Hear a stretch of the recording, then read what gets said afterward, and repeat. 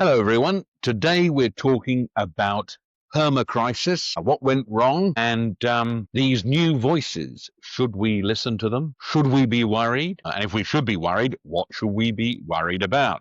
Now, perma-crisis is probably a term you've heard of in the newspapers, if you still read them, that is. Basically, we're always in a state of crisis, and it sort of started in I suppose you could say we've always been in it ever since Reverend Malthus talked about the population problem back in 98, and then it just went on, and I suppose you had some quiet periods, but then you had cholera and epidemic and a range of other problems globally coming out of the Little Ice Age, which ended in 1850, started in 1315 AD and then finished in 1850. Still, it didn't stop Karl Marx. He was affected by the Little Ice Age. That's where a lot of his thinking comes from. And even as things got better, people still kept on complaining, and you had modern finance come into play from the second half of the 19th century into the 20th century, and now the 21st century. So you've had financial crashes, global financial crashes, as well as all the other crises. And of course, coming into the 20th century, you had a couple of particularly nasty world wars in the first half, and then a Cold War in the second half that went on and on and on, and has disintegrated into a lot of pushing and shoving and terrorism, you might say. So you could say that we've been in perma-crisis for 200 years, but it also relates to the whole concept of the media's concept of perma-crisis, which is potentially the last 30 to 40 years. Baroness Philippa Stroud talks about it.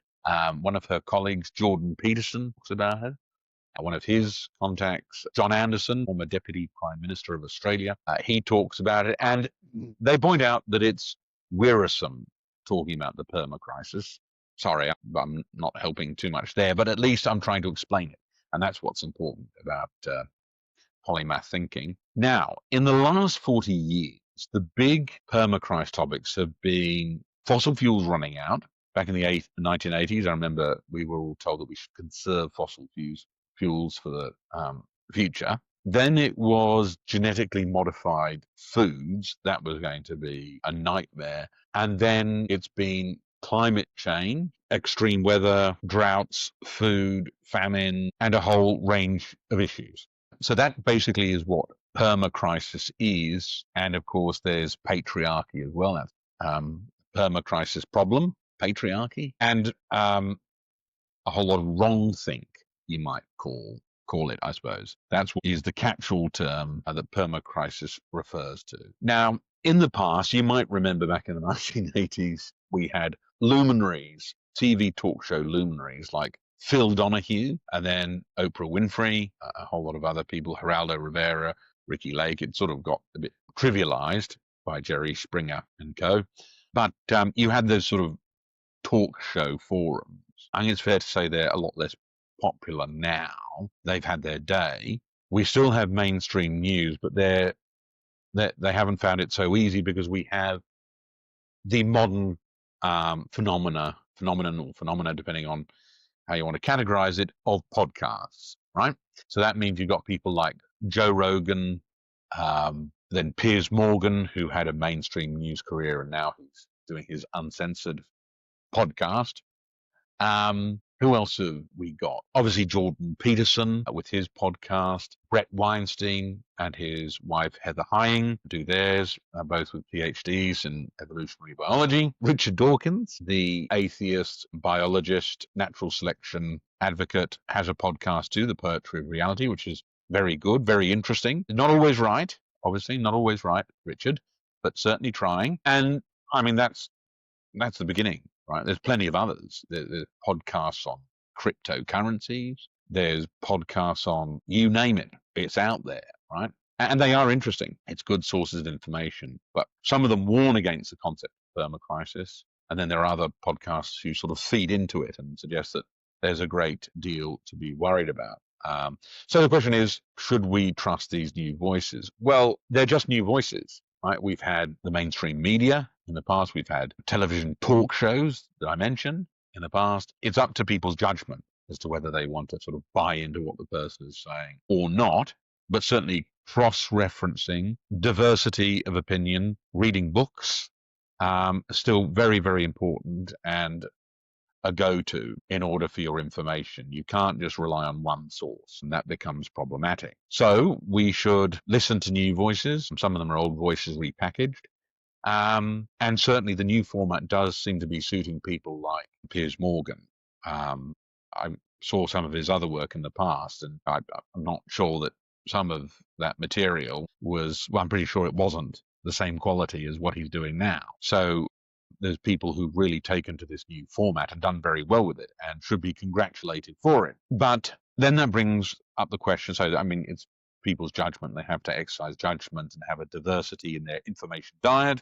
But then the question is, okay, what should we be worried about? Okay. Now, Brett Weinstein did a very good podcast with Stephen Bartlett, who I think does the Diaries of a CEO podcast.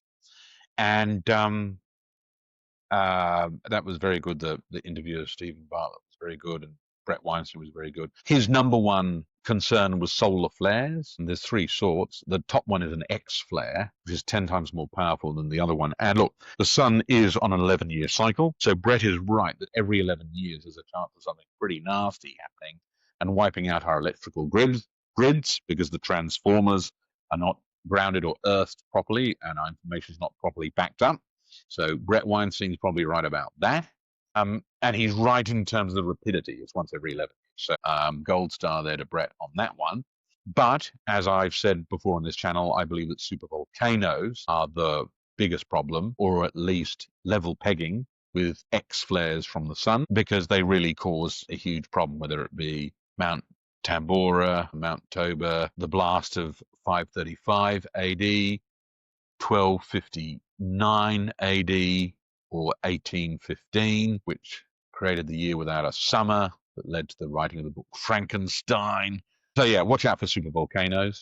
It's coming up in a book that Henry and I are writing at the moment, and how we need to suck some of the energy out of these supervolcanoes at Yellowstone Hotspot and Campi Flegrei in Italy, so that we can get some cheap energy for data centers and to stop these supervolcanoes from going off. So X-flares, supervolcanoes are probably the worst thing. Then Brett Weinstein spoke about the leftover fuel rods, spent fuel rods, which are still extremely hot at nuclear power stations and nuclear facilities and have to be cooled, which is what went wrong at Fukushima. The reactors shut down because of the earthquake, but then the tsunami came in and knocked out the diesel generators that were keeping the spent fuel rods cool in the fuel ponds, which every nuclear reactor has. I visited Lucas Heights, and even though it's a research reactor, they have a fuel pond there as well, where they can put some of the fuel rods, keep them cool, but they have to consistently keep them cool with pumped water in. So when the diesel engines got knocked out at Fukushima, the power went out to the spent rods fuel pond, and that's what went off. And of course, there was no power coming from the reactor because the reactor had shut off. So, very nasty. So he's right to point that out. And I think Yucca Mountain, Nevada, has been a problem. Bill Nye, the science guy, talks about Yucca Mountain, that unfortunately that can't work, even though John Oliver did a piece on it and said that it could work. But yeah, Yucca Mountain in Nevada to store all the spent fuel rods is unfortunately not a goer. Although that probably would benefit from some checking. So you've got X-flares, supervolcanoes, nuclear material, and then AI. That's a big one. As I argue in the upcoming book, basically AI can be, large language models anyway, can be improved by proper referencing, simple referencing without slowing the model down, also encouraging checking, also putting in a certainty bar of where the model can find some information about where the level of certainty is up to on an answer it's giving, so that people don't think that they've got access to the Oracle of Delphi, right? They don't.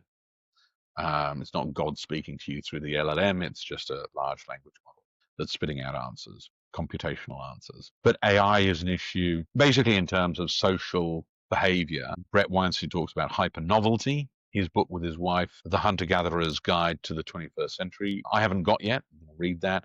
But he points out that hypernovelty is something that human beings create but we haven't created the conditions for which we're able to deal with it. So we have to use more and more judgment. And people who don't like Brett Weinstein and think he's a bit of a windbag is like, well, that's fine, but if we create all of this new technology, someone's got to sit there and do the talking to make sure that we're thinking things through and we're exercising our judgment.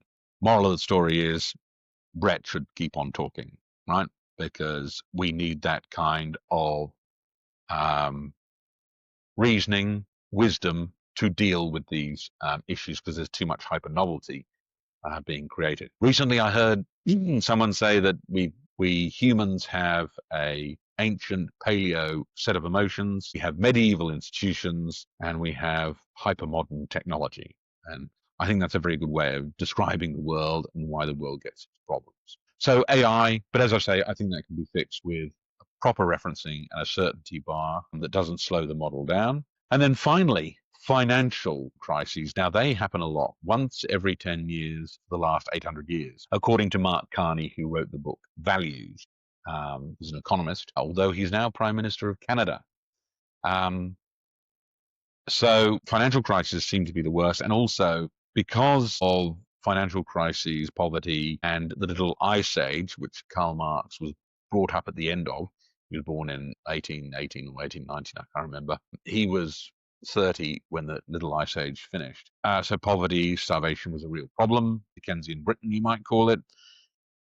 That led to a lot of anger, chest poking, Marxism, the view that capitalism was bad, right? And this goes back to my concept that money is the problem. You must have financial literacy in schools and basic saving from birth. Universal basic income that Andy Yang talks about, that's not the way to go. Universal basic income is not a good idea. You can't give people an income from 20 or 30 onwards and solve the problem. You have to give them basic saving from birth and financial literacy in schools. Basically, if people haven't had a grounding by the age of 20 or 30, you're in a lot of trouble. Society is in a lot of trouble. Humanity is in a lot of trouble. Money's a great invention, and it's very simple, 100 cents in the dollar. But the reality is, because it's so simple, you can build a lot of complexity on it. Insurance, contracts, shares, options, mortgages, other kinds of loans, car loans, personal loans, and then money for spending on bills. So that's where a lot of problems come from. That's probably your number one problem. And money is not the root of all evil. Ignorance about money creates the largest number of problems, okay?